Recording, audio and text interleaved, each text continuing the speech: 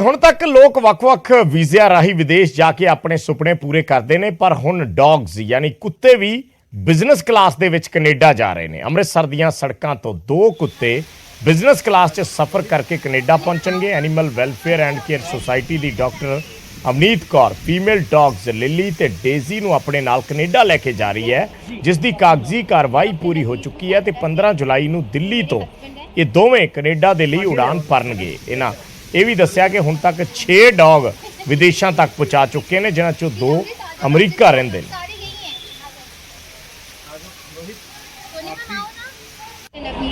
जी, अपना नाम? मैं डॉक्टर नवनीत हूँ कनाडा से। ये मेरे हस्बैंड हैं। हम एक संस्था चलाते हैं अमृतसर में, AWCS 24/7 वो डॉग्स के लिए, स्ट्रे डॉग्स के लिए ट्रीटमेंट करती है। तो ये दोनों बच्चे हैं, इसका नाम डेजी है, ये लिली है, ये ऑर्फन थी और ये हमारे पास ट्रीटमेंट के लिए आए थे। लेकिन मैंने 2 बच्चे इंडियन डॉग्स बाहर अडॉप्ट किए हुए हैं। तो लोगों ने मुझसे पूछा ये कौन सी ब्रीड है, बहुत अच्छी ब्रीड है। तो फिर उन्होंने मुझसे बोला कि हमें भी ला के दो ऐसे डॉग्स। तो अब ये डेजी और लिली की उनको पिक्चर दिखाई, तो ये ब्रेंडा है कनाडा में, उनके पास ये दोनों जा रहे हैं अडॉप्ट होकर। क्या प्रोसीजर है, कैसे जा रहे हैं, कैसे? इनका proper vaccination record up to date होना चाहिए। इनको रेबीज़ और 7-in-1 के शॉट्स प्रॉपर होने चाहिए, इनके डॉक्यूमेंटेशन प्रॉपर होना चाहिए। फिर इनके जो है एक कंपनी है पेट फ्लाई, वो उनके पासपोर्ट ही आप बोल लो वो बनता है उनका, और इनकी टिकट्स लगती हैं, थोड़े बहुत खर्चा होता है इनको ले जाने का। वो सारे पेपर्स पूरे होने चाहिए और फिर ये जा सकते। तो खबर जो मुद्दा बने फिलहाल है ना, एक छोटा जा कमर्शियल ब्रेक।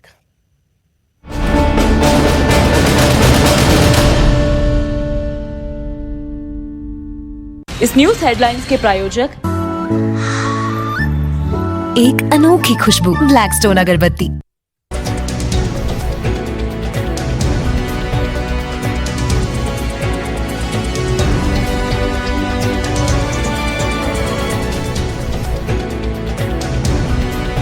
इस न्यूज हेडलाइंस के प्रायोजक एक अनोखी खुशबू ब्लैकस्टोन अगरबत्ती। न्यूज़ 18 पंजाब हरियाणा टीवी दे नाल डिजिटल दा भी बादशाह, हर जगह हर प्लेटफॉर्म ते नंबर 1 YouTube, Facebook ਅਤੇ ਵੈਬਸਾਈਟ ਨੂੰ ਮਿਲਿਆ ਦਰਸ਼ਕਾਂ ਦਾ ਬੇਸ਼ੁਮਾਰ ਪਿਆਰ। ਤਾਂ ਹੀ ਬਣਾ न्यूज़ 18 पंजाब हरियाणा नंबर 1। ਸਾਡੀ ਪਹੁੰਚ ਤੁਹਾਡੀ ਤਾਕਤ। ਨੇ ਸਾਨੂੰ ਵਿਸ਼ਵਾਸ ਦਿਵਾਇਆ ਵਾ ਕਿ ਜਲਦੀ ਤੋਂ ਜਲਦੀ ਅਸੀਂ ਚੋਰਾਂ ਨੂੰ ਫੜ ਕੇ ਤੇ ਕਾਨੂੰਨੀ ਕਾਰਵਾਈ ਕਰਾਂਗੇ ਤੇ ਤੁਹਾਨੂੰ ਇਨਸਾਫ ਦਿਵਾਇਆ ਜਾਊਗਾ। ਚੋਰਾਂ ਨੇ ਚੋਰੀ ਕੀਤੀ, ਪਰ ਚੋਰ ਸੀਸੀਟੀਵੀ ਕੈਮਰਿਆਂ ਦੇ ਵਿੱਚ ਕੈਦ ਹੋ ਗਏ ਤੇ ਸੀਸੀਟੀਵੀ ਫੁਟੇਜ ਹੁਣ ਪੁਲਿਸ ਦੇ ਕੋਲ ਹੈ, ਜਿਸ ਦੇ ਉੱਤੇ ਕਾਰਵਾਈ ਦੀ ਗੱਲ ਕਹੀ ਜਾ ਰਹੀ ਹੈ।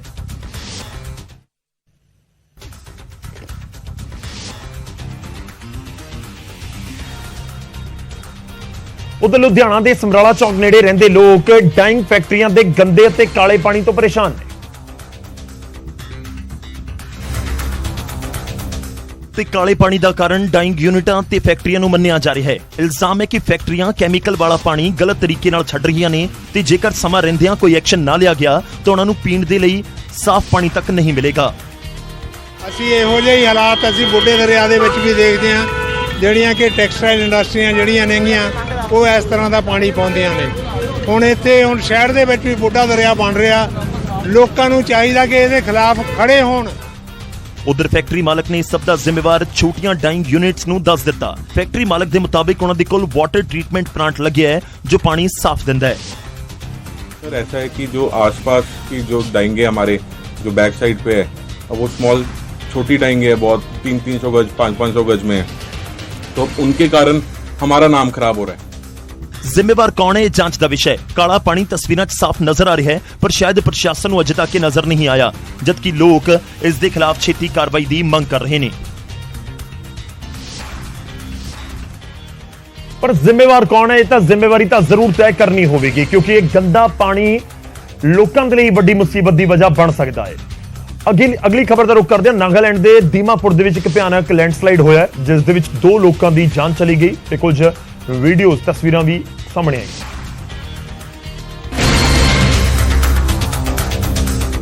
ਤੇ ਇੱਕ ਵੱਡਾ ਪੱਥਰ ਪਹਾੜ ਤੋਂ ਹੇਠਾਂ ਡਿੱਗਿਆ, ਜਿਸ ਨੇ ਪਹਿਲਾਂ ਫੋਰਚੂਨਰ ਗੱਡੀ ਨੂੰ ਬੁਰੀ ਤਰ੍ਹਾਂ ਕੁਚਲਿਆ ਤੇ ਫਿਰ ਉਸ ਦੇ ਨਾਲ ਖੜੀ ਵੈਗਨਾਰ ਕਾਰ ਦੇ ਵਿੱਚ ਜਾ ਵੱਜਿਆ, ਜਿਸ ਕਾਰਨ ਵੈਗਨਾਰ ਕਾਰ ਦਾ ਇੱਕ ਹਿੱਸਾ ਬੁਰੀ ਤਰ੍ਹਾਂ ਨੁਕਸਾਨਿਆ ਗਿਆ ਅਤੇ ਕਾਰ ਪਲਟ ਗਈ।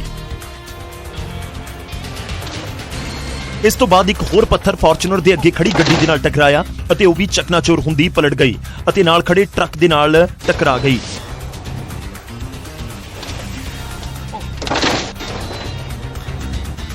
ਇਸ ਭਿਆਨਕ ਹਾਦਸੇ ਨੇ 2 ਵਿਅਕਤੀਆਂ ਦੀ ਜਾਨ ਲੈ ਲਈ, ਜਦਕਿ 3 ਹੋਰ ਵਿਅਕਤੀ ਗੰਭੀਰ ਜ਼ਖਮੀ ਹੋਏ ਨੇ। ਉਧਰ ਰਾਹਗੀਰਾਂ ਨੇ ਗੱਡੀਆਂ ਦੇ ਵਿੱਚ ਫਸੇ ਜ਼ਖਮੀਆਂ ਨੂੰ ਜਿਵੇਂ ਕਿਵੇਂ ਬਾਹਰ ਕੱਢਿਆ। ਤਾਂ ਇਹ ਤਸਵੀਰਾਂ ਬਿਆਨ ਕਰ ਰਹੀਆਂ ਨੇ ਕਿ ਕਿਸ ਤਰੀਕੇ ਨਾਲ ਪਹਾੜ ਤੋਂ ਡਿੱਗਿਆ ਹੋਇਆ ਪੱਥਰ ਉਹ ਜਾਨਲੇਵਾ ਸਾਬਤ ਹੋ ਗਿਆ। ਅਗਲੀ ਖਬਰ ਦਾ ਰੁਖ ਕਰਦੇ ਹਾਂ। ਹਰ ਵਾਰ ਦੀ ਤਰ੍ਹਾਂ ਪੰਜਾਬ ਦੇ ਵਿੱਚ ਮੀਂਹ ਲਗਾਤਾਰ ਜਾਰੀ ਹੈ। ਮੌਨਸੂਨ ਦੇ ਸੀਜ਼ਨ 'ਚ ਹੁੰਦੀ ਹੈ ਬਾਰਿਸ਼ ਤੇ ਹਰ ਵਾਰ ਦੀ ਤਰ੍ਹਾਂ ਮੀਂਹ ਕਹਿਰ ਵੀ ਬਣ ਰਿਹਾ।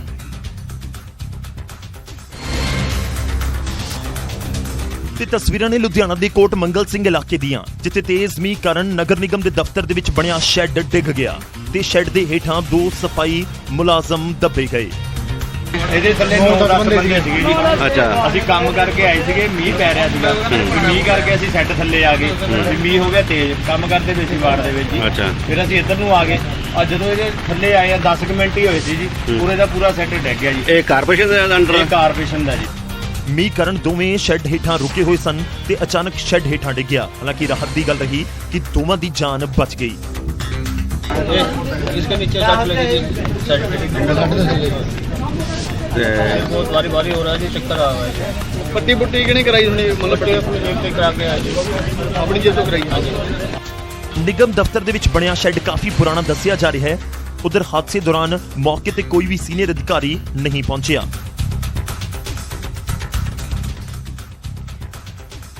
ਤਾਂ ਮੀਂਹ ਦਿੱਕਤਾਂ ਵੀ ਨਾਲ ਲੈ ਕੇ ਆਉਂਦਾ ਹੈ ਜਦੋਂ ਬਰਸਾਤ ਲਗਾਤਾਰ ਹੋਵੇ। ਉਧਰ ਬੁੱਧਵਾਰ ਨੂੰ ਪਏ ਮੀਂਹ ਨੇ ਅਜਿਹਾ ਜ਼ੋਰ ਫੜਿਆ ਕਿ ਕਈ ਥਾਵਾਂ ਦੇ ਉੱਤੇ ਤਾਂ ਗੱਡੀਆਂ ਨੂੰ ਹੀ ਰੋੜ ਕੇ ਨਾਲ ਲੈ ਗਏ।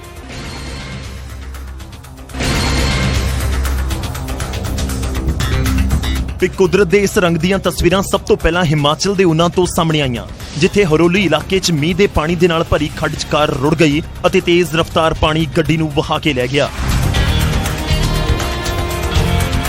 ਹਿਮਾਚਲ ਹੀ ਨਹੀਂ, ਜੰਮੂ ਕਸ਼ਮੀਰ ਦੇ ਸਾਂਬਾ ਸੈਕਟਰ ਤੋਂ ਵੀ ਅਜਿਹੀਆਂ ਹੀ ਤਸਵੀਰਾਂ ਸਾਹਮਣੇ ਆਈਆਂ, ਜਿੱਥੇ ਬਾਰੀ ਬ੍ਰਾਹਮਣਾ ਇਲਾਕੇ ਦੇ ਵਿੱਚ ਹੜ੍ਹ ਕਾਰਨ ਇੱਕ ਗੱਡੀ ਪਾਣੀ 'ਚ ਰੁੜ ਗਈ। ਇਸ ਦੇ ਡਰਾਈਵਰ ਨੂੰ ਸਮਾਂ ਰਹਿੰਦਿਆਂ ਲੋਕਾਂ ਨੇ ਰੱਸਾ ਪਾ ਕੇ ਬਹੁਤ ਮੁਸ਼ਕਿਲ ਨਾਲ ਬਾਹਰ ਕੱਢਿਆ। ਉਧਰ ਪੰਜਾਬ 'ਚ ਹੁਸ਼ਿਆਰਪੁਰ ਦੇ ਨਾਲ ਲੱਗਦੇ ਪਿੰਡ ਮਹਿਗਰੋਵਾਲ ਦੇ ਵਿੱਚ ਚੋਅ ਦੇ ਵਿੱਚ ਪਾਣੀ ਇੱਕ ਸਰਕਾਰੀ ਟੀਚਰ ਦੀ ਕਾਰ ਨੂੰ ਵਹਾ ਕੇ ਲੈ ਗਿਆ। ਦੱਸਿਆ ਜਾ ਰਿਹਾ ਕਿ ਸਰਕਾਰੀ ਟੀਚਰ ਆਪਣੀ ਡਿਊਟੀ ਦੇ ਉੱਤੇ ਜਾ ਰਹੇ ਸਨ, ਪਰ ਚੋਅ ਦੇ ਵਿੱਚ ਪਾਣੀ ਇੰਨਾ ਜ਼ਿਆਦਾ ਸੀ ਕਿ ਕਾਰ ਪਾਣੀ ਦੇ ਵਿੱਚ ਹੀ ਰੁੜ ਗਈ।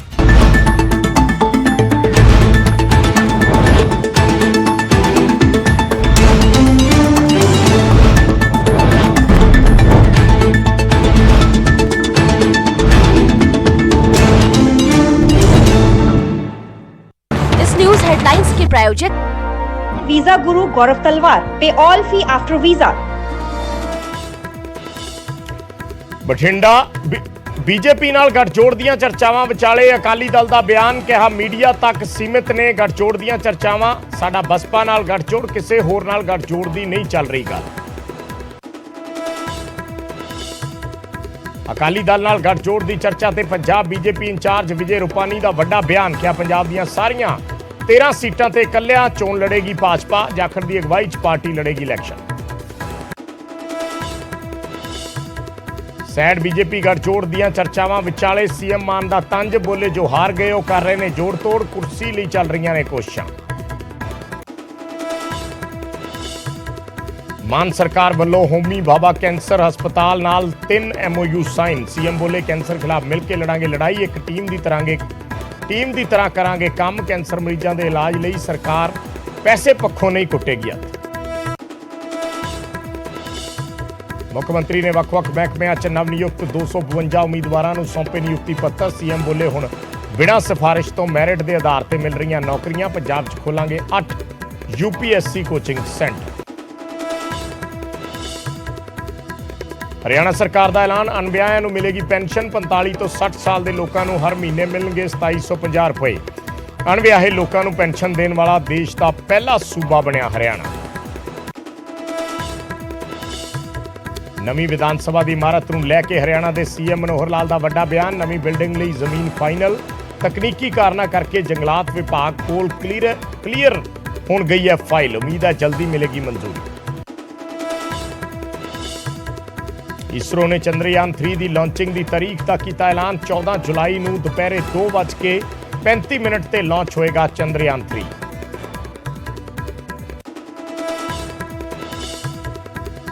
ਕੈਨੇਡਾ ਜਾਣਗੇ ਅੰਮ੍ਰਿਤਸਰ ਦੇ 2 ਕੁੱਤੇ ਲਿਲੀ ਤੇ ਡੇਜ਼ੀ। 15 ਜੁਲਾਈ ਨੂੰ ਕੈਨੇਡਾ ਲਈ ਭਰਨਗੇ ਉਡਾਨ। ਬਿਜ਼ਨਸ ਕਲਾਸ 'ਚ ਕਰਨਗੇ ਸਫ਼ਰ। ਕਾਗਜ਼ੀ ਕਾਰਵਾਈ ਹੋਈ ਪੂਰੀ।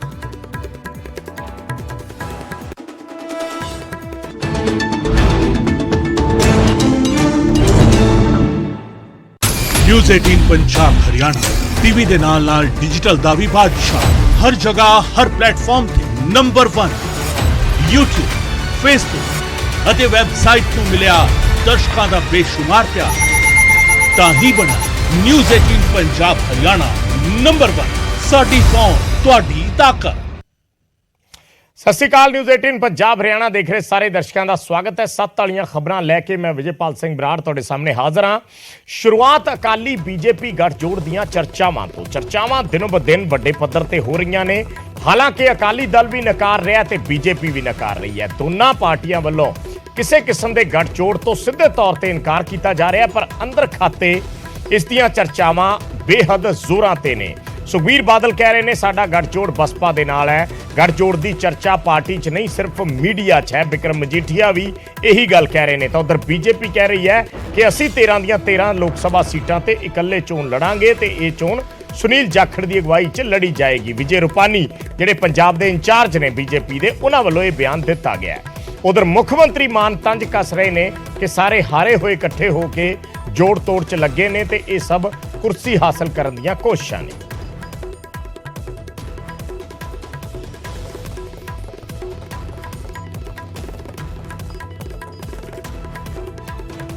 ਤਾਂ ਅਕਾਲੀ ਬੀਜੇਪੀ ਗੱਠਜੋੜ ਦੀਆਂ ਚਰਚਾਵਾਂ ਬੇਹੱਦ ਜ਼ੋਰਾਂ ਤੇ ਨੇ। 2-3 ਦਿਨਾਂ ਤੋਂ ਲਗਾਤਾਰ ਇਸ ਦੀ ਚਰਚਾ ਵੱਡੇ ਪੱਧਰ ਤੇ ਹੋ ਰਹੀ ਹੈ, ਕਿਉਂਕਿ ਅਕਾਲੀ ਦਲ ਨੇ ਮੀਟਿੰਗਾਂ ਦਾ ਦੌਰ ਸ਼ੁਰੂ ਕੀਤਾ ਹੋਇਆ। ਕੱਲ ਸੁਖਬੀਰ ਬਾਦਲ ਵੱਖ-ਵੱਖ ਆਗੂਆਂ ਨੂੰ ਆਪਣੀ ਰਿਹਾਇਸ਼ ਤੇ ਮਿਲੇ ਸੀ। ਉਸ ਤੋਂ ਬਾਅਦ ਅੱਜ ਅਕਾਲੀ ਦਲ ਦਫ਼ਤਰ ਦੇ ਵਿੱਚ ਸਾਰੇ ਜ਼ਿਲ੍ਹਾ ਪ੍ਰਧਾਨਾਂ ਤੇ ਹਲਕਾ ਇੰਚਾਰਜਾਂ ਦੀਆਂ ਮੀਟਿੰਗਾਂ ਚੱਲੀਆਂ। ਹਾਲਾਂਕਿ ਬਾਹਰ ਆ ਕੇ ਸਾਰੇ ਨੇਤਾਵਾਂ ਨੇ ਇਹੀ ਕਿਹਾ ਕਿ ਐਸੀ ਕੋਈ ਗੱਲ ਨਹੀਂ, ਚਰਚਾ ਸਿਰਫ ਮੀਡੀਆ ਦੇ ਵਿੱਚ ਹੈ। ਇੱਥੋਂ ਤੱਕ ਵੀ ਕਿਹਾ ਗਿਆ ਕਿ ਅਣਅਧਿਕਾਰਿਤ ਖਬਰਾਂ ਨਾ ਚਲਾਈਆਂ ਜਾਣ।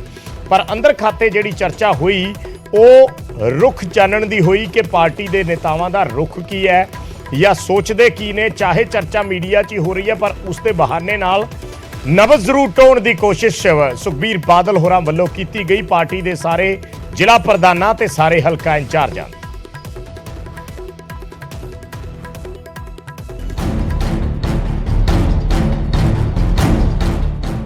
ਅਕਾਲੀ ਦਲ ਅਤੇ ਭਾਜਪਾ ਵਿਚਾਲੇ ਮੁੜ ਤੋਂ ਗੱਠਜੋੜ ਹੋਣ ਦੀ ਚਰਚਾ ਜ਼ੋਰਾਂ ਤੇ ਹੈ। ਚਰਚਾ ਹੈ ਕਿ ਦੋਵੇਂ ਪਾਰਟੀਆਂ ਮਿਲ ਕੇ ਲੋਕ ਸਭਾ ਚੋਣਾਂ ਲੜਨਗੀਆਂ ਅਤੇ ਇਸ ਚਰਚਾ ਨੂੰ ਉਸ ਸਮੇਂ ਹੋਰ ਬਲ ਮਿਲਿਆ ਜਦੋਂ ਅਕਾਲੀ ਦਲ ਨੇ ਮੀਟਿੰਗਾਂ ਦਾ ਦੌਰ ਸ਼ੁਰੂ ਕੀਤਾ ਤੇ ਬੁੱਧਵਾਰ ਨੂੰ ਅਕਾਲੀ ਦਲ ਦੇ ਸੀਨੀਅਰ ਆਗੂਆਂ ਦੇ ਬਿਆਨ 'ਚ ਗੱਠਜੋੜ ਹੋਣ ਦੀ ਤਸਵੀਰ ਝਲਕਦੀ ਵੀ ਦਿਖੀ। ਪਰ ਵੀਰਵਾਰ ਨੂੰ ਹੋਈ ਪਾਰਟੀ ਦੀ ਬੈਠਕ 'ਚ ਇਹ ਤਸਵੀਰ ਥੋੜੀ ਬਦਲੀ ਨਜ਼ਰ ਆਈ ਅਤੇ ਪਾਰਟੀ ਪ੍ਰਧਾਨ ਸੁਖਬੀਰ ਬਾਦਲ ਅਤੇ ਹੋਰ ਆਗੂਆਂ ਨੇ ਗੱਠਜੋੜ ਹੋਣ ਤੋਂ ਇਨਕਾਰ ਕੀਤਾ। ਦੇਖੋ ਸਾਡੇ ਤਾਂ ਪਹਿਲੇ ਸੁਧਾਰੇ ਹੋਏ ਨੇ। ਦੇਖੋ ਸਾਡਾ ਕੋਈ ਇਹ ਦੁਸ਼ਮਣੀ ਨਹੀਂ ਕਿਸੇ ਨਾਲ ਹੈ। ਸਿਆਸਤ ਦੇ ਵਿੱਚ ਆਪੋ ਆਪਣਾ ਏਜੰਡਾ ਹੁੰਦਾ, ਆਪਣੀ ਗੱਲ ਹੁੰਦੀ ਹੈ। ਹਰ ਬੰਦਾ ਆਪਣੀ ਗੱਲ ਕਰਦਾ ਤੇ ਹਰ ਬੰਦੇ ਨੂੰ ਰਾਈਟ ਆਪਣੀ ਗੱਲ ਕਰਨ ਦਾ। ਪਹਿਲਾਂ ਉਹ ਕਾਂਗਰਸ ਦੀ ਗੱਲ ਕਰਦੇ ਸੀ, ਹੁਣ ਬੀਜੇਪੀ ਦੀ ਗੱਲ ਕਰਨਗੇ। ਸੋ ਹਰ ਬੰਦੇ ਦਾ ਆਪਣਾ ਏਜੰਡਾ। ਸਾਨੂੰ ਕੀ ਫਰਕ ਹੈ? बीजेपी का अपना एजेंडा है, कांग्रेस का अपना एजेंडा। हमारी अलायंस ये दल के साथ है। ये क्वेश्चन कैसे आ रहा है? ये हमारी रूटीन मीटिंग है। I have come after month, तो ये having a routine meeting of a program. ਅਸੀਂ ਪੰਜਾਬ गवर्नमेंट के खिलाफ इनकी जो इन्होंने वैट इंक्रीज किया है, इन्होंने पानी दिया, सब इश्यूज पे हम डिस्कशन करने के लिए इसलिए अटकलें लगाई जा रही है कि ये मीडिया की बातें हैं। सारी मीडिया की स्पेक्युलेशन। मीडिया स्पैकुलेशन तुसी जिन्नी मर्जी करो।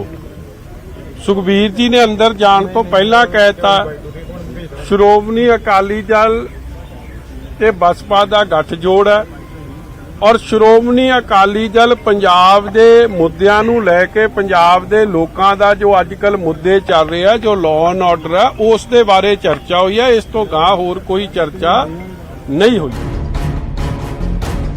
ਭਾਜਪਾ ਨਾਲ ਗਠਜੋੜ ਨੂੰ ਲੈ ਕੇ ਅਕਾਲੀ ਦਲ ਨੇ ਆਪਣਾ ਰੁਖ ਸਾਫ਼ ਕੀਤਾ ਤਾਂ ਪੰਜਾਬ ਭਾਜਪਾ ਇੰਚਾਰਜ ਵਿਜੇ ਰੂਪਾਣੀ ਦੇ ਵੀ ਇਹੋ ਸੁਰ ਰਹੇ। ਉਹਨਾਂ ਦੋਵਾਂ ਵਿਚਾਲੇ ਗਠਜੋੜ ਹੋਣ ਤੋਂ ਸਾਫ਼ ਇਨਕਾਰ ਕੀਤਾ ਅਤੇ ਸੂਬੇ 'ਚ ਸੁਨੀਲ ਜਾਖੜ ਦੀ ਅਗਵਾਈ ਦੌਰਾਨ ਸਾਰੀਆਂ ਲੋਕ ਸਭਾ ਸੀਟਾਂ ਤੇ ਇਕੱਲੇ ਚੋਣ ਲੜਨ ਦੀ ਗੱਲ ਆਖੀ। जाखड़ जी की अध्यक्षता में आने वाले 24 की चुनाव भारतीय जनता पार्टी लड़ेगी। मोदी जी के नेतृत्व में फिर से दिल्ली में तीसरी बार भाजपा की सरकार बनेगी और पंजाब में भी 13 सीटें भारतीय जनता पार्टी अकेली लड़ेगी और भारतीय जनता पार्टी वो उन पर अच्छा प्रदर्शन करेगी। ਗਠਜੋੜ ਬਾਰੇ ਅਕਾਲੀ ਦਲ ਅਤੇ ਭਾਜਪਾ ਨੇ ਆਪਣਾ ਰੁਖ ਸਪਸ਼ਟ ਕੀਤਾ, ਪਰ ਇਸ ਵਿਚਾਲੇ ਦੋਵਾਂ ਪਾਰਟੀਆਂ ਮੁੱਖ ਮੰਤਰੀ ਭਗਵੰਤ ਮਾਨ ਦੇ ਨਿਸ਼ਾਨੇ ਤੇ ਆਈਆਂ ਅਤੇ ਸੀਐਮ ਨੇ ਤੰਜ ਕੱਸਦਿਆਂ ਕਿਹਾ ਕਿ ਚੋਣਾਂ 'ਚ ਹਾਰ ਦਾ ਸਾਹਮਣਾ ਕਰ ਚੁੱਕੇ ਹੁਣ ਜੋੜ ਤੋੜ ਕਰ ਰਹੇ ਨੇ। ਕੀ ਕਰ ਰਹੇ ਨੇ ਉਹ? ਜੋੜ ਤੋੜ। ਮੈਂ ਉਧਰ ਵਗ ਗਿਆ, ਮੇਰਾ ਇਹਦੇ ਨਾਲ ਅਲਾਈਅੰਸ ਹੋ ਜੇ, ਮੇਰਾ ਗੱਠਜੋੜ ਇਹਦੇ ਨਾਲ ਹੋ ਜੇ। ਉਹ ਕਾਹਦੇ ਵਾਸਤੇ ਕਰ ਰਹੇ ਨੇ? ਉਹ ਜੋੜ ਤੋੜ ਕਰ ਰਹੇ ਨੇ ਆਪਣੀ ਕੁਰਸੀ ਵਾਸਤੇ। फर्क देखियो, अकाली दल, बीजेपी, कांग्रेस ये जोड़ तोड़ कर रहे ने अपनी कुर्सी वास्ते। ਭਾਵੇਂ ਅਕਾਲੀ ਦਲ ਤੇ ਭਾਜਪਾ ਆਗੂ ਗਠਜੋੜ ਤੋਂ ਇਨਕਾਰ ਕਰ ਰਹੇ ਨੇ, ਪਰ ਚਰਚਾ ਦਾ ਬਾਜ਼ਾਰ ਪੂਰੀ ਤਰ੍ਹਾਂ ਗਰਮ ਹੈ ਅਤੇ ਆਉਣ ਵਾਲੇ ਸਮੇਂ 'ਚ ਇਹ ਸਾਹਮਣੇ ਆ ਜਾਵੇਗਾ ਕਿ ਇਹ ਚਰਚਾ ਹੀ ਰਹਿੰਦੀ ਹੈ ਜਾਂ ਅਸਲੀਅਤ ਦਾ ਰੂਪ ਵੀ ਧਾਰਦੀ ਹੈ। Bureau report, news 18 Punjab.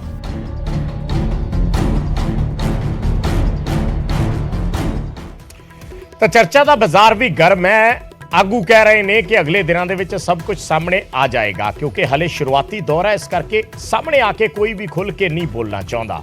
ਜੇ ਇਸ ਗੱਠਜੋੜ ਤੇ ਨਜ਼ਰ ਪਾਈਏ ਤਾਂ 1996 ਦੇ ਵਿੱਚ ਇਹ ਗੱਠਜੋੜ ਹੋਇਆ ਸੀ, ਜਦੋਂ 97 'ਚ ਪਹਿਲੀ ਵਾਰ ਸਰਕਾਰ ਬਣੀ ਹੈ। 23 ਸੀਟਾਂ ਭਾਜਪਾ ਨੂੰ ਦਿੱਤੀਆਂ ਸੀ ਅਕਾਲੀ ਦਲ ਨੇ ਔਰ ਬਾਕੀ ਸੀਟਾਂ ਤੇ ਅਕਾਲੀ ਦਲ ਲੜਿਆ ਸੀ। 96 ਤੋਂ ਲੈ ਕੇ 2020 ਤੱਕ ਇਹ ਗੱਠਜੋੜ ਚੱਲਦਾ ਆਇਆ। ਜਿੰਨੀ ਵਾਰ ਵੀ ਅਕਾਲੀ ਦਲ ਦੀ ਸਰਕਾਰ ਬਣੀ, ਬੀਜੇਪੀ ਉਸ ਦਾ ਹਿੱਸਾ ਰਹੀ ਤੇ 2020 'ਚ ਜਦੋਂ ਕਿਸਾਨ ਅੰਦੋਲਨ ਆਇਆ ਉਦੋਂ ਅਕਾਲੀ ਦਲ ਨੇ ਬੀਜੇਪੀ ਨਾਲੋਂ ਗੱਠਜੋੜ ਤੋੜ ਦਿੱਤਾ ਤੇ ਹੁਣ ਉਸ ਗੱਲ ਨੂੰ 2.5 ਸਾਲ ਹੋ ਚੁੱਕੇ ਨੇ, ਕਿਉਂਕਿ ਵਿਧਾਨ ਸਭਾ ਚੋਣਾਂ ਵੀ ਇਕੱਲੇ ਤੌਰ ਤੇ ਲੜੀਆਂ ਔਰ ਉਸ ਤੋਂ ਬਾਅਦ ਹੁਣ ਦੇਖਣਾ ਹੋਏਗਾ ਕਿ ਹੁਣ ਵੀ ਇਹ ਇਕੱਲੇ ਲੜਦੇ ਨੇ ਜਾਂ ਨਹੀਂ। ਜਦੋਂ ਇਕੱਠੇ ਲੜੇ ਤਾਂ ਅਕਾਲੀ ਦਲ 15, ਬੀਜੇਪੀ 3 2017 ਦੇ ਵਿੱਚ ਇਹ ਸੀਟਾਂ ਆਈਆਂ।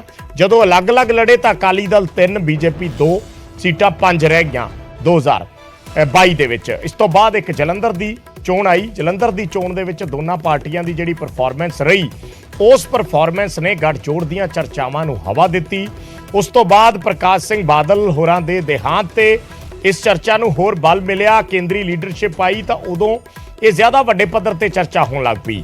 ਪਰਸੈਂਟੇਜ ਦੇ ਹਿਸਾਬ ਨਾਲ ਦੇਖੀਏ, ਜੇ 2017 ਦੇ ਵਿੱਚ ਅਕਾਲੀ ਦਲ ਦਾ ਵੋਟ ਸ਼ੇਅਰ 25.2% ਸੀ, ਬੀਜੇਪੀ ਦਾ 5.4% ਸੀ। 2022 ਚ ਬੀਜੇਪੀ ਦਾ ਤਾਂ ਪਰਸੈਂਟੇਜ ਵਧੀ 6.60% ਹੋ ਗਈ 5.4 ਤੋਂ, ਪਰ ਅਕਾਲੀ ਦਲ ਦਾ ਵੋਟ ਸ਼ੇਅਰ ਘਟ ਗਿਆ 25 ਤੋਂ ਘਟ ਕੇ 18.38% ਰਹਿ ਗਿਆ।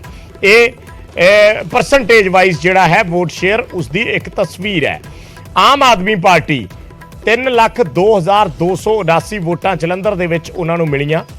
ਅਕਾਲੀ ਦਲ ਨੂੰ ਵੋਟਾਂ ਮਿਲੀਆਂ 1,58,445 ਤੇ ਬੀਜੇਪੀ ਨੂੰ ਵੋਟਾਂ ਮਿਲੀਆਂ 1,34,800 ਜਲੰਧਰ ਜ਼ਿਮਨੀ ਚੋਣ ਦੇ ਵਿੱਚ।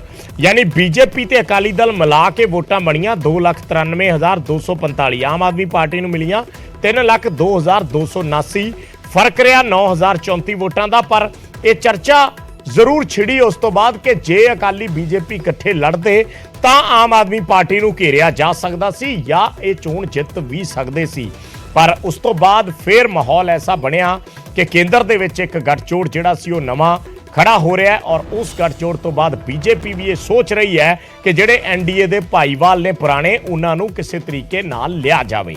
ਸੋ ਇਸੇ ਚੀਜ਼ ਨੇ ਦੋਨਾਂ ਪਾਰਟੀਆਂ ਨੂੰ ਇਸ ਪਾਸੇ ਵੱਲ ਤੱਕਿਆ ਹੈ, ਇਸ ਪਾਸੇ ਵੱਲ ਹੁਲਾਰਾ ਦਿੱਤਾ ਹੈ ਔਰ ਦੋਨੇ ਪਾਰਟੀਆਂ ਇਸ ਬਾਰੇ ਸੋਚ ਜ਼ਰੂਰ ਰਹੀਆਂ ਨੇ ਅਗਲੇ ਦਿਨਾਂ 'ਚ ਕੀ ਫੈਸਲਾ ਹੋਣਾ ਹੈ। ਅਕਾਲੀ ਦਲ ਨੇ ਐਨਡੀਏ 'ਚ ਜਾਣਾ ਹੈ, ਉਸ ਦਾ ਹਿੱਸਾ ਬਣਨਾ ਹੈ, ਨਹੀਂ ਬਣਨਾ, ਪਰ ਚਰਚਾਵਾਂ ਦਾ ਦੌਰ ਜ਼ਰੂਰ ਚੱਲ ਰਿਹਾ ਹੈ।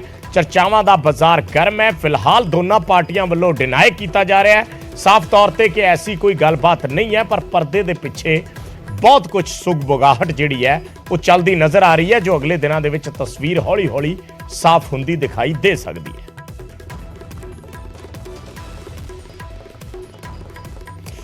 ਤੇ ਹੁਣ ਖਬਰ ਹਰਿਆਣਾ ਤੋਂ। ਹਰਿਆਣਾ ਸਰਕਾਰ ਨੇ ਵੀਰਵਾਰ ਨੂੰ ਇੱਕ ਨਵੇਕਲੀ ਪੈਨਸ਼ਨ ਦਾ ਐਲਾਨ ਕੀਤਾ। ਇਸ ਐਲਾਨ ਨਾਲ ਖੱਟਰ ਸਰਕਾਰ ਦੇਸ਼ 'ਚ ਅਜਿਹਾ ਐਲਾਨ ਕਰਨ ਵਾਲੀ ਪਹਿਲੀ ਸਰਕਾਰ ਬਣ ਗਈ।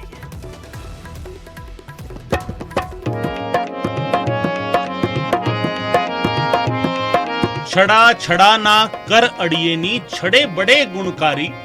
ਹੁਣ ਹਰਿਆਣਾ 'ਚ ਲੱਗੀ ਛੜਿਆਂ ਨੂੰ ਪੈਨਸ਼ਨ ਸਰਕਾਰੀ। ਭੰਗੜੇ ਦੀ ਬੋਲੀ ਨਹੀਂ ਬਦਲੀ, ਸਗੋਂ ਹਰਿਆਣਾ ਵਿੱਚ ਛੜਿਆਂ ਲਈ ਤਸਵੀਰ ਹੀ ਬਦਲ ਗਈ ਹੈ। ਉਹ ਛੜੇ ਜਿਨ੍ਹਾਂ ਨੂੰ ਹਰਿਆਣੇ ਵਿੱਚ ਦੇਸੀ ਜ਼ਬਾਨ ਵਿੱਚ ਰਾਂਡੇ ਕਹਿ ਕੇ ਉਹਨਾਂ ਦਾ ਮਖੌਲ ਉਡਾਇਆ ਜਾਂਦਾ ਸੀ, ਹੁਣ ਹੱਕਦਾਰ ਹੋ ਗਏ ਨੇ ਸਰਕਾਰੀ ਪੈਨਸ਼ਨ ਦੇ। ਐਲਾਨ ਕਰਨ ਸਾਹਮਣੇ ਆਏ ਖੁਦ ਹਰਿਆਣਾ ਦੇ ਮੁੱਖ ਮੰਤਰੀ ਅਤੇ ਸਰਕਾਰੀ ਪੈਨਸ਼ਨ ਦੇ ਲਾਹੇ ਦਾ ਦਾਇਰਾ ਛੜਿਆਂ ਤੋਂ ਵਧਾ ਕੇ ਪਤਨੀ ਦੀ ਮੌਤ ਦਾ ਸੰਤਾਪ ਚੱਲ ਰਹੇ ਪਤੀਆਂ ਨੂੰ ਵੀ ਲਾਭ ਪਾਤਰੀ ਬਣਾ ਦਿੱਤਾ। ਜੀ ਹਾਂ, ਹਰਿਆਣਾ ਸਰਕਾਰ ਦੀ ਪੈਨਸ਼ਨਾਂ ਦੇ ਐਲਾਨ ਦੀ ਨਵੀਂ ਕੜੀ ਛੜਿਆਂ ਦੇ ਲਈ ਖੁਸ਼ੀ ਦਾ ਪੈगाम ਲੈ ਕੇ ਆਈ ਹੈ। चाहे महिला हो चाहे पुरुष हो, 45 साल से लेकर 60 साल तक, यानी as soon as an unmarried person become 45, उसके बाद मंथली पेंशन का 2750 रुपया वर्तमान में वो भी हकदार हो जाएगा, बशर्ते कि उसकी इनकम 1,80,000 रुपये तक ही है। तो जो पुरुष जो विदुर हो जाता है, जिसकी पत्नी का देहांत हो जाता है, तो ऐसे व्यक्तियों को 3 लाख रुपया अगर उससे इनकम कम है, जो हमने विधवा और ओल्ड एज में भी की हुई है, और आयु 40 वर्ष से 60 वर्ष तक, इनको भी वर्तमान 2750 रुपए की दर से पेंशन मिला करेगी। ਮੁੱਖ ਮੰਤਰੀ ਦੇ ਐਲਾਨ ਮੁਤਾਬਿਕ ਜਿਨ੍ਹਾਂ ਦਾ ਵਿਆਹ ਨਹੀਂ ਹੋਇਆ ਉਹਨਾਂ ਨੂੰ 2750 ਰੁਪਏ ਹਰ ਮਹੀਨੇ ਪੈਨਸ਼ਨ ਦਿੱਤੀ ਜਾਵੇਗੀ। ਉਮਰ ਹੱਦ 45 ਤੋਂ 60 ਸਾਲ ਤੈਅ ਕੀਤੀ ਗਈ ਹੈ, ਜਦਕਿ ਸ਼ਰਤ ਰੱਖੀ ਗਈ ਹੈ ਕਿ ਸਾਲਾਨਾ ਆਮਦਨ 1,80,000 ਤੋਂ ਘੱਟ ਹੋਣੀ ਚਾਹੀਦੀ ਹੈ। ਜਦਕਿ ਪਤਨੀ ਦੀ ਮੌਤ ਤੇ ਮਿਲਣ ਵਾਲੀ ਪੈਨਸ਼ਨ 2750 ਰੁਪਏ ਮਹੀਨਾ ਤੈਅ ਕੀਤੀ ਗਈ ਹੈ ਤੇ ਉਮਰ ਹੱਦ ਰੱਖੀ ਗਈ ਹੈ 40 ਤੋਂ 60 ਸਾਲ। ਸ਼ਰਤ ਇਹ ਹੈ ਕਿ ਸਾਲਾਨਾ ਆਮਦਨ 3 ਲੱਖ ਤੋਂ ਘੱਟ ਹੋਣੀ ਚਾਹੀਦੀ ਹੈ। ਇਸ ਐਲਾਨ ਦਾ ਅਸਰ ਨਾ ਸਿਰਫ ਛੜਿਆਂ ਦੀ ਜਾਂ ਪਤਨੀ ਦੀ ਮੌਤ ਤੋਂ ਬਾਅਦ ਇਕੱਲੇ ਰਹਿ ਰਹੇ ਲੋਕਾਂ ਦੀ ਜ਼ਿੰਦਗੀ ਤੇ ਪਵੇਗਾ, ਸਗੋਂ ਸਮਾਜਿਕ ਪੱਧਰ ਤੇ ਵੀ ਇਸ ਦਾ ਵੱਡਾ ਅਸਰ ਹੋਵੇਗਾ। ਹਰਿਆਣਾ ਵਿੱਚ ਕੁਮਾਰਿਆਂ ਦੀ ਗਿਣਤੀ ਵਧਣ ਪਿੱਛੇ ਇੱਕ ਵੱਡੀ ਵਜ੍ਹਾ ਉੱਥੇ ਦਾ ਲਿੰਗ ਅਨੁਪਾਤ ਸੀ। ਹਾਲਾਂਕਿ ਸਾਲ 2011 ਦੇ ਮੁਕਾਬਲੇ ਹੁਣ ਇਸ ਵਿੱਚ ਕਾਫੀ ਸੁਧਾਰ ਵੀ ਵੇਖਿਆ ਗਿਆ। ਸਾਲ 2012 ਵਿੱਚ ਜਿੱਥੇ ਹਰਿਆਣਾ ਦਾ ਲਿੰਗ ਅਨੁਪਾਤ 832 ਸੀ, ਉੱਥੇ 2022 ਦੇ ਵਿੱਚ ਇਹ 917 ਤੱਕ ਪਹੁੰਚ ਗਿਆ। ਲਿੰਗ ਅਨੁਪਾਤ ਦਾ ਪਾੜਾ ਵੱਧ ਹੋਣ ਕਰਕੇ ਹਰਿਆਣਾ ਦੇ ਵਿੱਚ ਸਮਾਜਿਕ ਪੱਧਰ ਤੇ ਵੱਡਾ ਅਸਰ ਪਿਆ। ਹਰਿਆਣਾ ਦਾ ਸਮਾਜਿਕ ਤਾਣਾ ਬਾਣਾ ਇਸ ਦੇ ਨਾਲ ਬਦਲਦਾ ਗਿਆ। ਪਿੰਡਾਂ ਦੇ ਵਿੱਚ ਛੜਿਆਂ ਦੀ ਗਿਣਤੀ ਵੱਧਦੀ ਗਈ। ਸਮਾਜਿਕ ਪੱਧਰ ਤੇ ਅਜਿਹੇ ਲੋਕ ਮਾਨਸਿਕ ਪੀੜਾ ਝੱਲਦੇ ਰਹੇ। ਦੂਜੇ ਸੂਬਿਆਂ ਤੋਂ ਵੋਟੀ ਲੈਣ ਦਾ ਪ੍ਰਚਲਨ ਵਧਿਆ। ਦੇਸ਼ ਦੇ ਕਈ ਸੂਬਿਆਂ ਤੋਂ ਘੱਟ ਉਮਰ ਦੀਆਂ ਕੁੜੀਆਂ ਲਿਆਂਦੀਆਂ ਗਈਆਂ। ਪੈਸਿਆਂ ਦੇ ਬਦਲੇ ਲਿਆਂਦੀਆਂ ਗਈਆਂ ਕੁੜੀਆਂ ਦੇ ਨਾਲ ਬੇਮੇਲ ਵਿਆਹ ਕਰਾਏ ਗਏ। ਮਨੁੱਖੀ ਤਸਕਰੀ ਅਤੇ ਘੱਟ ਉਮਰ ਕੁੜੀਆਂ ਦੀ ਖਰੀਦ ਫਰੋਖਤ ਵਰਗੇ ਜੁਰਮ ਵੀ ਵਧੇ। ਆਪਣੇ ਆਪ ਨੂੰ ਸਮਾਜਿਕ ਸ਼ਰਮਿੰਦਗੀ ਤੋਂ ਬਚਾਉਣ ਦੇ ਲਈ ਇਸ ਚੱਕਰ ਵਿੱਚ ਕੁਆਰੇ ਫਸਦੇ ਰਹੇ ਤੇ ਦੂਜੇ ਸੂਬਿਆਂ ਤੋਂ ਮੋਲ ਕਰਕੇ ਲਿਆਂਦੀਆਂ ਵੋਟੀਆਂ ਹਿੰਸਾ ਦਾ ਸ਼ਿਕਾਰ ਵੀ ਹੋਈਆਂ। ਹੁਣ ਇਸ ਪੈਨਸ਼ਨ ਦੇ ਐਲਾਨ ਤੋਂ ਬਾਅਦ ਸਰਕਾਰ ਨੂੰ ਵੀ ਆਸ ਹੈ ਕਿ ਨਾ ਸਿਰਫ ਅਣਵਿਆਹੇ ਲੋਕਾਂ ਦੀ ਜ਼ਿੰਦਗੀ ਸੁਧਰੇਗੀ, ਸਗੋਂ ਅਜਿਹੇ ਲੋਕਾਂ ਦੇ ਗੁਨਾਹ ਦੀ ਦੁਨੀਆ ਵੱਲ ਰੁਖ ਕਰਨ ਦੀ ਸੰਭਾਵਨਾ ਵੀ ਘੱਟ ਹੋਵੇਗੀ। ਚੰਡੀਗੜ੍ਹ ਤੋਂ ਅੰਕਿਤ ਦੁਦਾਨੀ ਦੇ ਨਾਲ ਬਿਊਰੋ ਰਿਪੋਰਟ, ਨਿਊਜ਼ 18 ਪੰਜਾਬ।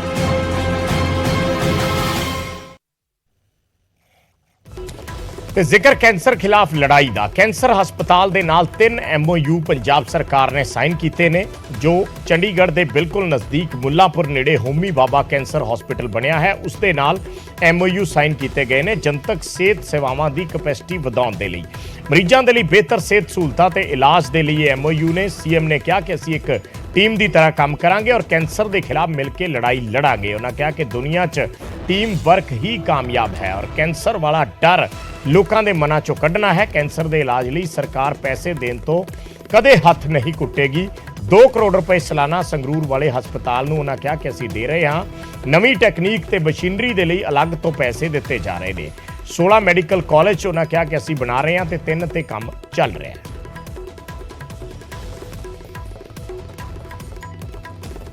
कि हम लोग एक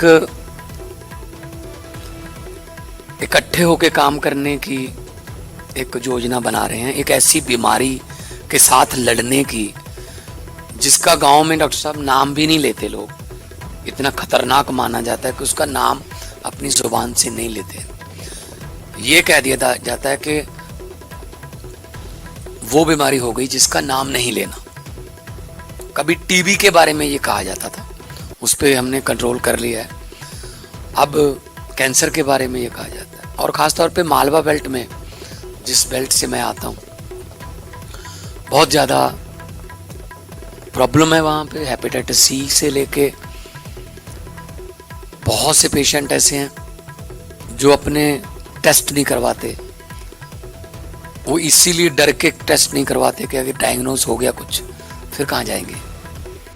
और मुझे बताया गया कि वर्किंग आवर्स भी नहीं देखते डॉक्टर जो हैं, और वो उन्होंने कहा कि चाहे संगरूर हो चाहे चंडीगढ़ हो मोहाली हो, ये वर्किंग आवर्स नहीं देखते, काम लगते हैं। मैंने कहा जी आप सेम बात मेरे लिए भी कह सकते हो, क्योंकि मैं भी संगरूर से हूँ, चाहे संगरूर हो चाहे चंडीगढ़ हो, वर्किंग आवर्स मैं भी नहीं देखता। और मेरी टीम भी ऐसी है कि डिसीजन मेकिंग टीम मेरे साथ हर वक्त रहती है। हम ज़्यादा लंबा वो नहीं करते कि फाइलें इधर जाएंगी उधर जाएंगी, जो करना है इमीडिएटली करके हम आपको बता देते हैं, और जो कहते हैं वो करते हैं। जो हम कर नहीं सकते वो कहते ही नहीं है। वो कहते हैं ना कि पहले इरादा करो फिर वादा करो, तो इरादा हमारा है तो फिर वादा पूरा हो जाएगा।